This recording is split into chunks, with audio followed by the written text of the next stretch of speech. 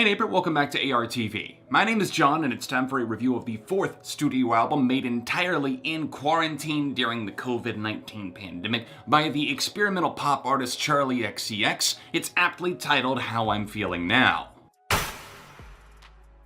I was a little bit excited for this album because she was making it so quickly. It was clearly a DIY effort. She was Zoom calling fans and getting input from everyone. She was working with some of her regular collaborators like A.G. Cook, but she was also branching out a bit. And the two singles that I heard preceding this were both flamethrowers in their own right. I loved Claws, I loved Forever, and with both of those songs going in a direction that was both very accessible but also a bit avant-garde for pop as Charli has done in the past, I was excited to see how she would build on the success of her last self-titled album, Charli. Now, as many of you may know, I do have a very complicated relationship with her back catalog. I loved True Romance as well as Sucker, but the mixtapes, especially ones like Number One Angel, nope. Can't do it. I can't get into the sound at all. It's wonky. The collaborations just feel like this little storm that I don't want to be anywhere near. I feel like she's reeled it in a bit and has found a way to combine her own unique personality with a little bit more of a traditional pop world and some of these experimental tendencies. So what did we get on this stay-at-home album, How I'm Feeling Now?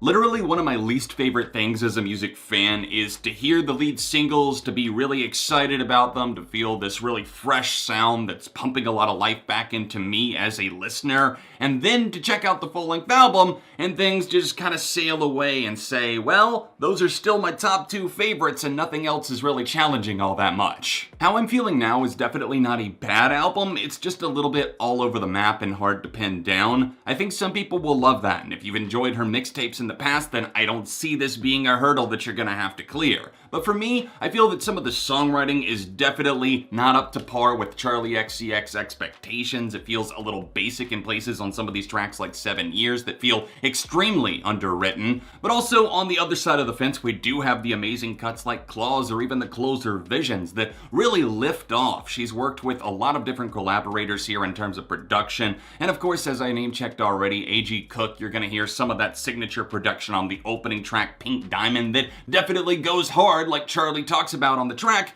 And then you've got Dylan Brady of the musical duo that's very experimental, Dylan Brady of 100 gecs. I have never listened to them, I have heard a lot of crazy things, and after listening to his work on this LP, I don't know that I'm entirely intrigued to hear more. This certainly isn't Charli XCX turning over a new leaf and trying something out in a completely different musical lane. I wish that some of the ideas were a bit more fully fleshed out, but in a way, I also appreciate the fact that she set a hard deadline and is like, the album is coming out May 15th, and unlike Kanye West or something, the album actually dropped then.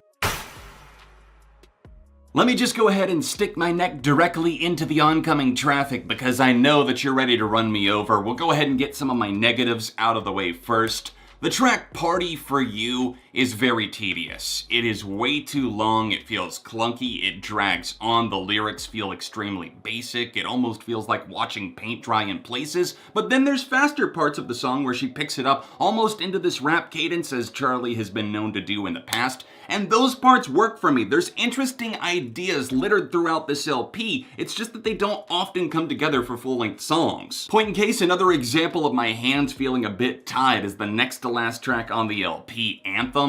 It feels like it has some solid verses, but then we get to the hook, and by like the third time that rolls around, I just find it extremely irritating. Her voice there is just a little bit like nails on the chalkboard. However, that doesn't even come close to the pain that I feel with C 2.0. That's another collaboration with the guy from 100 gecs, and wow, it is ear-piercing. It is so annoying with the vocal shifts and all of the pitch shifting that's modulated around the entire song. It's dull, it doesn't really seem to go anywhere, and by the fourth time I played through this LP, I had to skip the end of it. I just can't do it anymore. Okay, we've dusted ourselves off from battle, let's get over to the positives because there certainly are some. I think Forever is an endearing ode to her lover. I feel that this track works on so many different levels. I love the production here, it's very glossy, it pops off, but also Charli in the mix. The auto-tune is so effectively used, and I could say similar things about Claws. The way that this one rolls in, the beat is fantastic. I love the way that it carries the outro. Just a smooth back-to-back combo and the two best on the entire LP. I also have to give it up for Enemy. A lot of praise for that one. It feels nostalgic in a way because it blends these 80s styled synthesizers, but it also taps into the creative energies that she's known for, some modern production and soundscapes.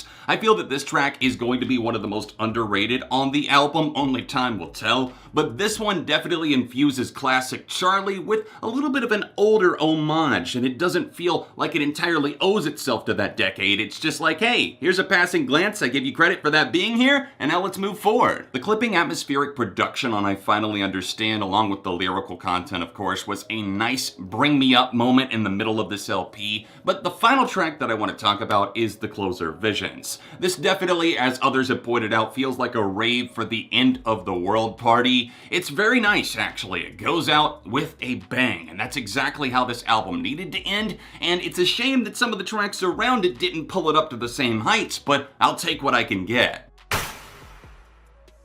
Overall, I wasn't entirely on board with this record, as you can tell already. Charli XCX and I don't always see eye to eye, but that's okay. I think a lot of you will enjoy this record, especially if you were into the mixtapes. For me, it's a little bit irritating in places. Can't always quite put a finger on why I can't get into certain sounds, but it just goes over my head and sounds like noise in places. Overall, for me, I'm feeling a light 3 out of 5, and I would love to know what you think in the comment section down below. It's always interesting to hear back from Charli's fandom because I know they're not really a fan of me because I don't worship the ground that she works on. It's just sometimes a little bit too out there. I don't feel that it works for me. But anyways, I would love to know your thoughts. If you want to see my review of Charli that dropped last year, then tap this card here, or tap here for another recent pop review. All of my socials, including my Patreon, are in the description down below, and I'll see you soon for more on ARTV.